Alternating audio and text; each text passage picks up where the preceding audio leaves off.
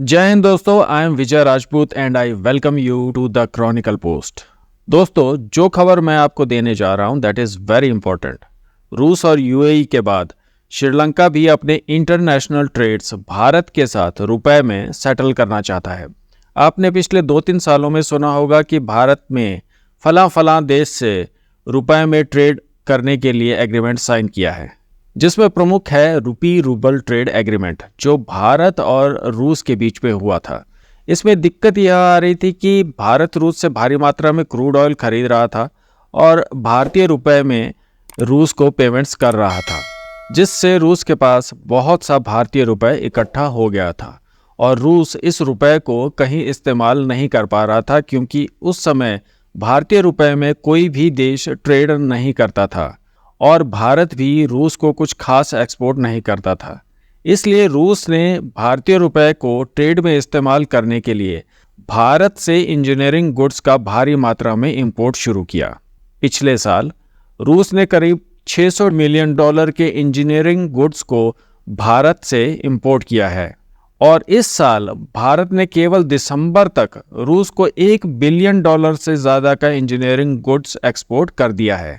हालांकि दिसंबर के बाद अभी 3 महीने जनवरी, फरवरी और मार्च बचते हैं इस फाइनेंशियल ईयर को ख़त्म होने के लिए, और मुझे पूरी आशा है कि इन 3 महीनों में भारत $1.5 बिलियन से अधिक के इंजीनियरिंग गुड्स को रूस को एक्सपोर्ट कर लेगा।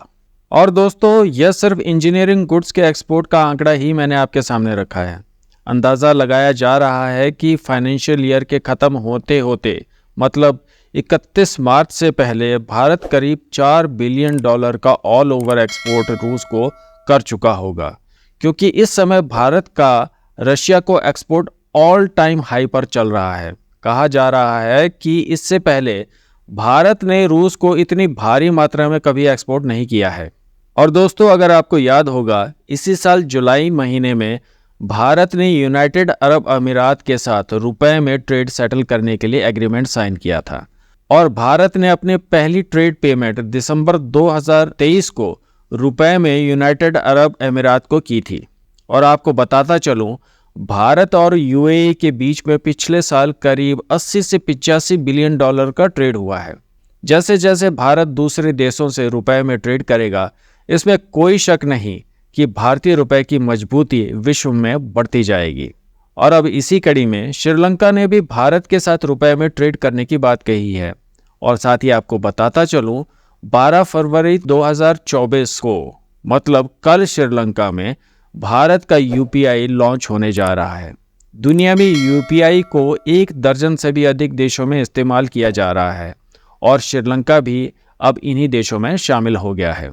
दोस्तों, डॉलर और युआन जैसी वैश्विक करेंसी बनने के लिए भारतीय रुपए को अभी लंबा सफ़र तय करना है।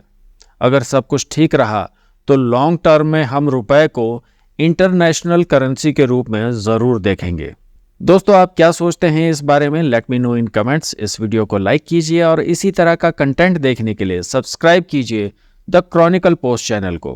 Peace out.